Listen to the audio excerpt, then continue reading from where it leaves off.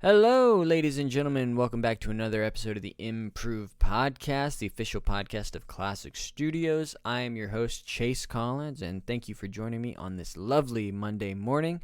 For those of you who are new here, we are building a community of people who are creatives at heart, but also have other stuff going on in their lives. And right now, their creative hobbies are just that, hobbies. Whether they're working professionals or full-time parents or full-time students or anything in between, what we all have in common is that we have goals and creative passions that we are working towards, and we like to keep up with each other and support each other, support one another as they, make progress towards that. I sort of use this podcast as like an accountability tool for myself so that when I have a project, I announce it to you all, and then I feel guilty when I don't accomplish those goals. Not really, but kind of. And so yeah, if that interests you, definitely stick around and come along for the ride. It'll be a ton of fun. Speaking of coming along for the ride, I want to just check in with you. How are you doing? Hopefully you're setting your goals each week and you're accomplishing those goals. If you do have any goals that you've been accomplishing or using the Improve Podcast to keep up with, shoot me an email at theimprovepodcast@gmail.com. I'd love to hear about them, read them on the podcast, or if not, then I would just love to hear from you. Either way, this week is actually a solo episode, so it's just going to be me sort of running my mouth, going over all of the different things I've been doing this last week or last couple of weeks. I know I give a tiny update at the end of last episode, but now it's just going to be me, and we can deep dive into all of this cool, fun stuff that I be working on, as they say. All right, I think I'm going to roll the intro music, and then I'll be back for another episode. Of course, forgot to mention this. There's time codes in the description, so if you want to jump around and skip hop to whatever fancies your interest, feel free to go ahead and do that, baby. All right, thank you. Bye-bye. Improve Podcast. Improve Podcast. Improve Podcast. All right, ladies and gentlemen, thank you all for joining me. I am so excited to give you all a solo episode. Gosh, don't you just love that intro music? Man, it gets me going. Gosh, I should have said this up top, but if I sound a little crazier than normal, that is because I'm going a little bit crazy. I'm trying to keep my noggin on right while juggling all of these different projects and, personal life and professional life, all of it in the air.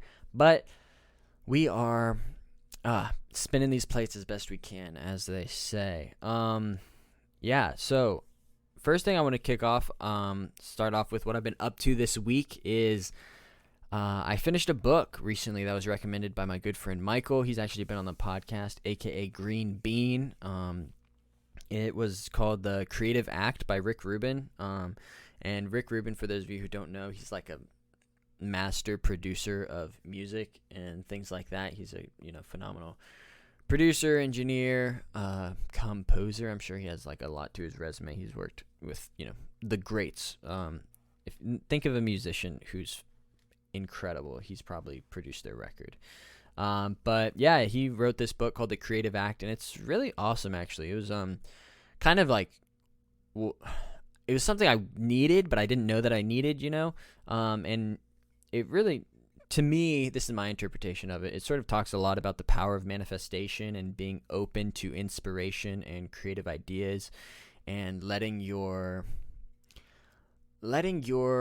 inhibitions down so that you can be open to all the possibilities in terms of being a creative. Of course, he kind of tends to focus more on like the music production side of things because that's his forte, but he does a good job of making it very like well-rounded to all the folks who might be listening who are in the creative field. So yeah, highly recommend it. The Creative Act. I'm gonna double check that that's actually his name. I'm 100% confident that it is, but there's that tiny bit of doubt which makes me not 100% confident. So here I am double checking that it's actually him. Yeah, Rick Rubin, The Creative Act. It's phenomenal. It just came out. It's a very quick read. I guess it came out like a few months ago, but it's a quick read. It's like 5.5 hours on Audible. That's where I listened to it.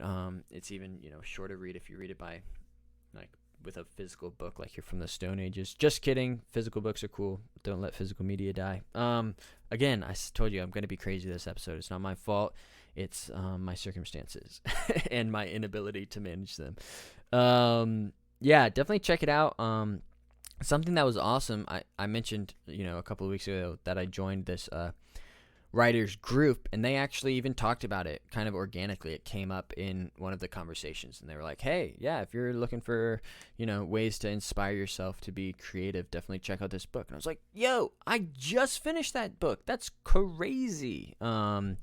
So yeah, it's kind of just more and more evidence that I've really found like a great writers group that I'm super duper stoked to be a part of. Yeah, so that's been a lot of fun. Just reading that and getting inspired and opening myself up to be inspired so that I can, write these screenplays like I want to do. But yeah, speaking of writers groups, I did want to kind of just discuss the writers group and what it's been like sort of adjusting to that. I know it probably doesn't seem like that's should be a challenge, but I've actually found it kind of challenging. I'm like a pretty routine oriented guy. I like structure. Like I go to sleep at the same time every night. I wake up at the same time every day. I have my 9 to 5 that I do for my job, and then I have my evenings and afternoons to focus on writing, and that's like been my schedule. And of course, like focusing on writing in the evenings also means like reading scripts or doing research, and so there's lots of different flavors of what my downtime looks like. But now that I'm in this writers group, it's a little bit different because now there's like a new structure, a new thing, a new schedule that I have to incorporate into my life, which isn't something I'm used to. I like keep my life structured, and I structure it in a way that's most productive for me. But now I'm finding this new writers group that I want to invest my time into, and I want to be an active participant in the group, but I need to adjust to that into my schedule. And so that's something that I've been kind of exploring, I guess, or at least we're actively working to make that happen, because it's, work, right? It's an adjustment. Maybe work is a harsh word, but yeah, it's an adjustment. It's not hard. It's not easy. It's just, work that I need to adjust to. And you have to work hard for things that are important to you. And I'm trying to do that because this writers group is, very important to me. I really like it. It's a lot of fun. I want to be, an active member of the community and hopefully add value to it. Oh gosh. And if I can go on a bit of a tangent beyond just the routine thing, these people in this community are like wicked smart, and I feel like just the biggest idiot whenever I'm in the same room as them, same Zoom as them. I feel like I've sort of been dropped into the deep end, but what's cool is like I know how to swim. I'm just in the deep end. So I kind of have like a bit of what's the word? Solace is what I want to say. I don't know if that's the right word, but I feel like resolved enough to be treading water, but like not confident enough to be like swimming against the current or anything like that. So I'm just kind of in the deep end, floating, hoping to adjust to like the water temperature and adopt some of their language, because something I've noticed with this writers group is like they're all incredibly well spoken, and I am just not. Of course, like I do this podcast and I talk to people fairly often, right? But man, when I get in the room with these people, they're just like talking circles around me, and I feel like the biggest idiot because I try to like engage with them on their level, and I'm like, the subplots need to be tightened up, and I just come across like an idiot. So I don't know. I hope that I'm contributing, and I'm not just like a suck, like a energy suck or a inspiration suck, or what's another word that I'm trying to think of? Creative. I hope I'm not a parasite. Like I don't want to be someone who just takes and takes and takes from this writers group. I want to be able to add to it. So I hope my feedback is valuable to the people I'm providing feedback to. And I think it is, because I'm trying really hard. But, sometimes you try really hard at things you're bad at and you're not actually good at them. So, whatever. I'm just like doing it I'm doing my thing, figuring it out. I know eventually I'll be able to adopt their vernacular and assimilate into their group. I sort of feel like a secret agent. You know what I mean? It's like I snuck in somehow, and now I'm participating, and like hopefully I can start looking and talking and walking like a duck. But for right now, I just feel like a not a duck, man. I don't feel like a duck at all. I feel like a secret agent. But yeah, so that's been fun for this writers group. I definitely feel like there's a lot of work that I need to do, but I'm definitely finding value in it. So that's awesome. It's why I want to make it a part of my schedule. And of course, it's harder to do that than I would want it to be.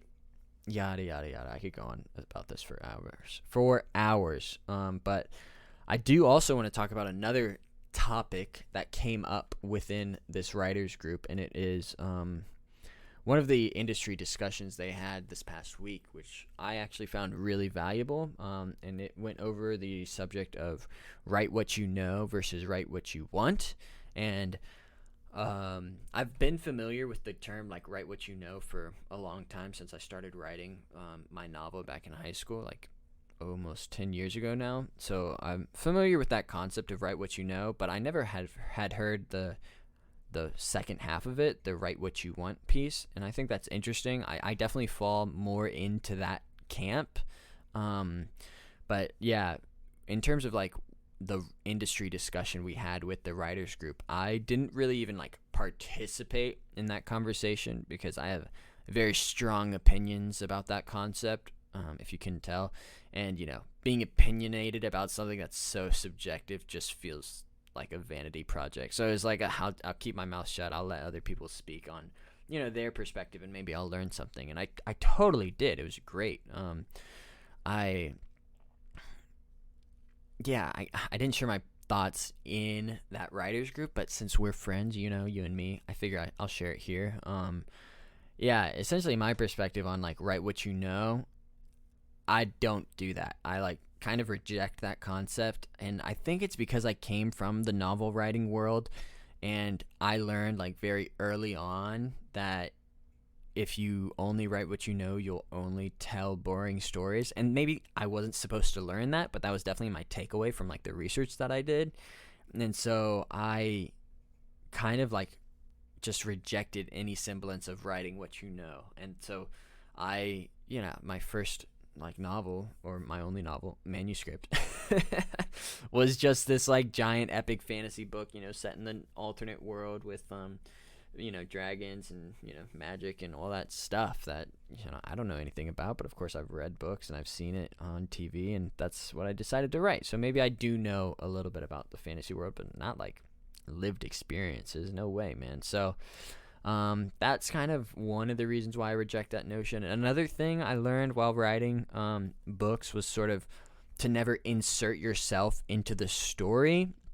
Like, you're not supposed to have your protagonist be named after you. And I sort of, in my, naive, like 17-year-old brain, extrapolated that to mean like, oh, don't write about your own experiences, which isn't really true, right? That's not true. But that's sort of what I took it to mean. So I just like removed any semblance of like my personal either opinion or perspective into these stories. And that really opens, in my opinion, it really opens yourself up to be able to tell stories from interesting characters' perspective.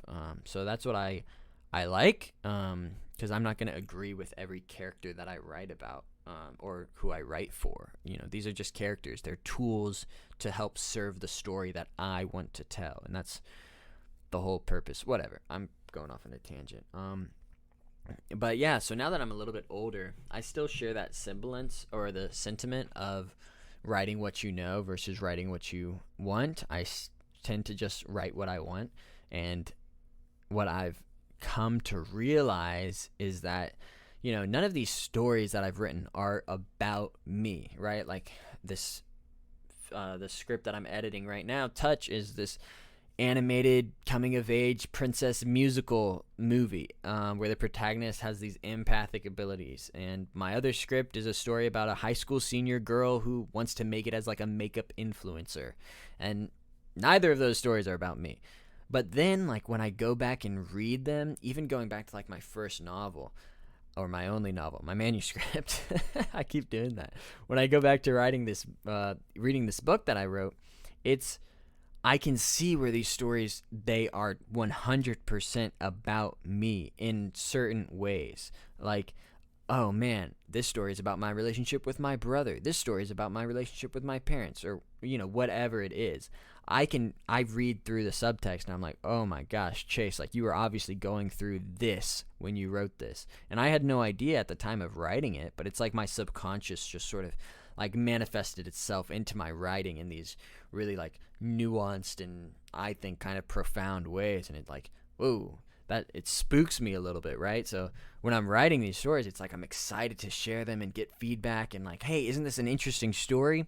And then when I go through and I edit them, it's like, oh my gosh, these stories are so deeply personal. Like, I'm so scared to even share them because I realize like, these are stories about my trauma or whatever. And it's like, am I revealing too much of myself with this story? Or people are going to think I'm dumb or a loser for like having these thoughts and this perspective? I don't know. I hope not, but I don't know. It's just like what I'm learning about myself as I'm writing and editing and going back and forth between those two worlds. It's very interesting. So yeah, but I guess, that's what being brave is, and getting feedback is a part of the writing process. If you don't have feedback, you're just in a void and you'll never get anything beyond your computer screen. So, hey, there you go. Got to be brave.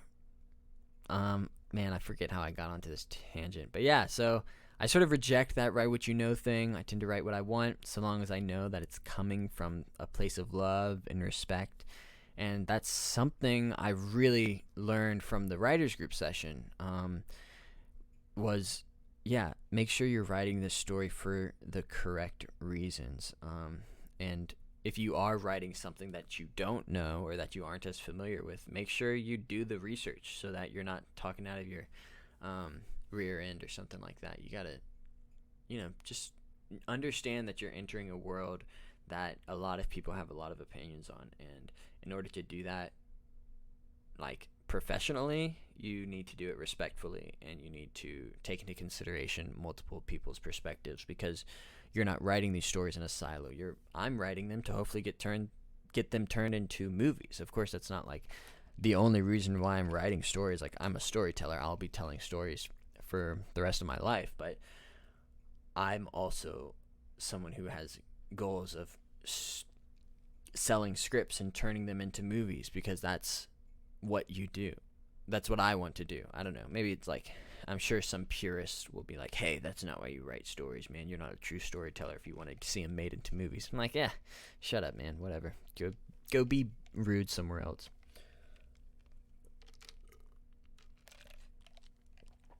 Anyways, getting off on a bit of a tangent there. Again, told you, I'm going crazy. But the other thing I wanted to talk about was another thing that I learned throughout this conversation was from a person named Celine, who is a part of craft services. I don't really know her background very much, but I know that's her first name. And she is one of those really well-spoken individuals who I'm just like in awe of, because they're able to like phrase their thoughts in such eloquent ways. Meanwhile, I go on 30 different tangents whenever I try to open my mouth. But she had like a really just well-spoken, eloquent response to the question of like, write what you know versus write what you want. And I am going to butcher it, but it seriously, like, it literally made me tear up in the writers group, because it was the exact thing I needed to hear, especially right now with like the story that I'm researching and outlining that I want to write. But essentially, Celine said something along the lines of like, we're not journalists, we are not the media, we are writers and storytellers, and we have to be able to play and engage in imaginative storytelling, or else there would be no stories to tell. Like, and that just really like resonated with me. I was like just floored by that like sentiment. I really loved that, and it just gave me sort of it felt empowering, and I feel empowered to be able to tell this story that I've been fascinated with. So it's really like this industry talk conversation couldn't have come at a better time. So I'm just again, eternally grateful for this writers group. It's wicked. But that sort of leads me to a good segue for the project that I'm working on next, right? I mentioned last week that I've been wrestling with why do I want to tell this story, and is it a story that I should even be telling? And I obviously wanted to make sure I was telling it for the right reasons, and after hearing Cillian's testimony, it just felt like, the permission I needed to be able to tell that story. So I'm very, very excited about that. I also, for the first time, I shared the story, or the premise, I guess, with Elijah, who I'm, working on that short film Dawn with. More about that at the end. And he was really receptive to the story and thought it was worth exploring and telling. So that was really, really encouraging. I, finally feel now confident enough to start outlining this script, or maybe writing a treatment for it. So that's what I'm going to start working on, I think, a little bit later throughout the month of August. So I'm just really excited. I feel very motivated. Of course, like, I'm dealing with 1,000 other things in my life, so I want to make time for this. But, of course, not real life. How do I phrase this?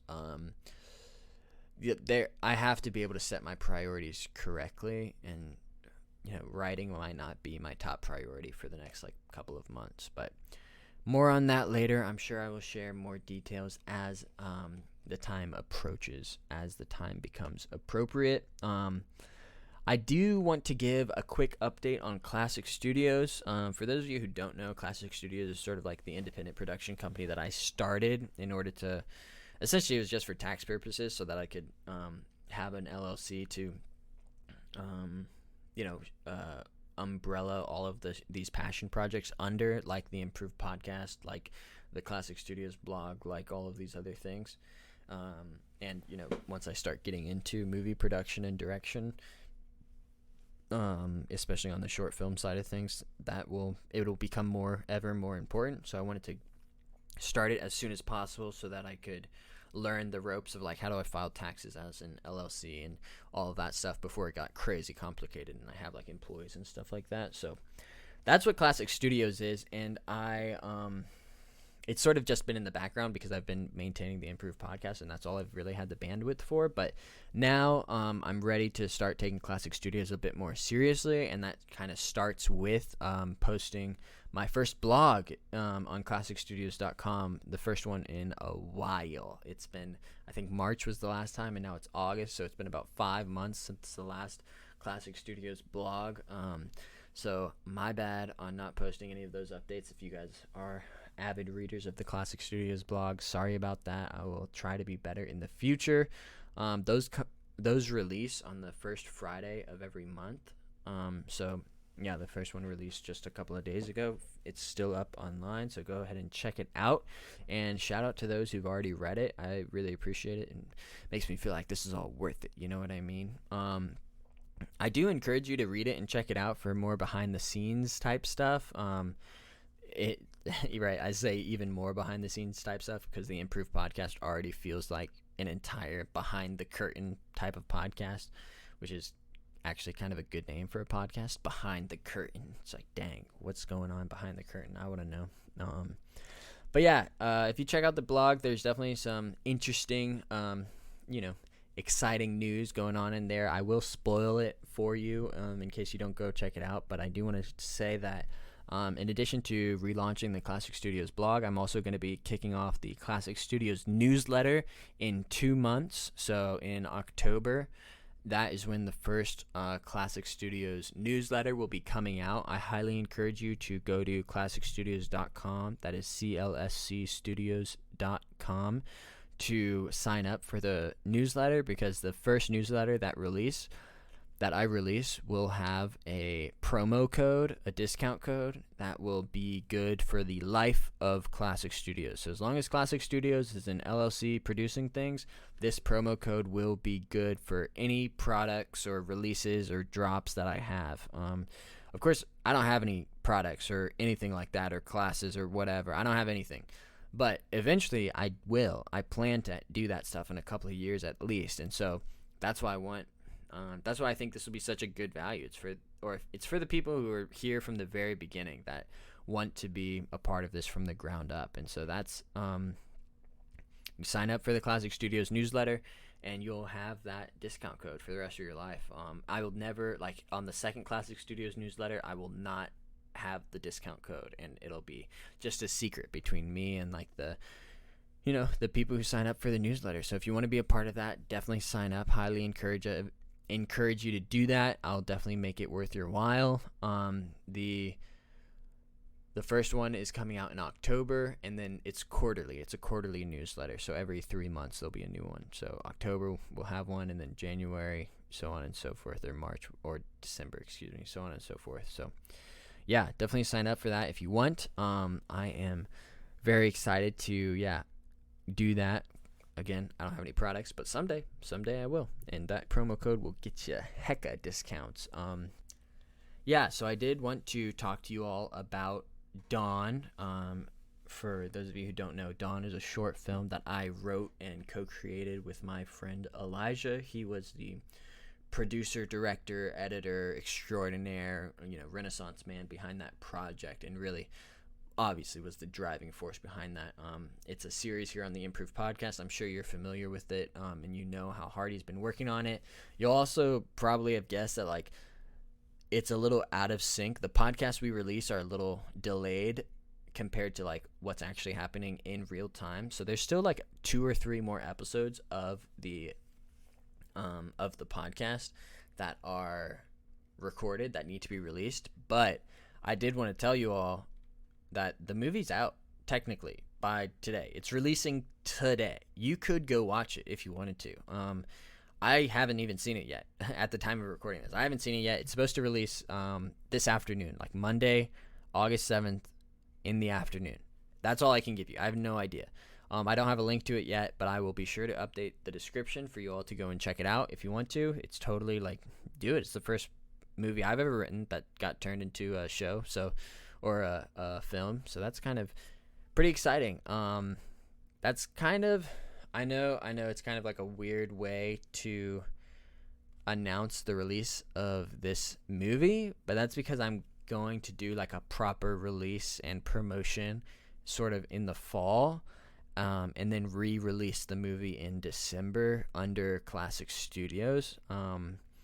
That may not make any sense, but that's what I'm going to do. It's going to work. I have a vision in my head. Again, I'm bad at explaining things, but that's what I'm going to do. I already spoke with Elijah about it. He said, we're square, buddy. Let's keep it going. So he's stoked on that as well. It's so weird how I'm like comfortable to announce that on the podcast, but I'm not comfortable enough to like make a post about this. It's so strange. I don't understand what's wrong with me. I can't wrap my head around it either. I'm sure you guys are like, wait, what? Anyways, TLDR, the link for Dawn will be in the description of this podcast as soon as I get it. It should be the afternoon, but come back tomorrow and check for the description. And you can watch Dawn a little early.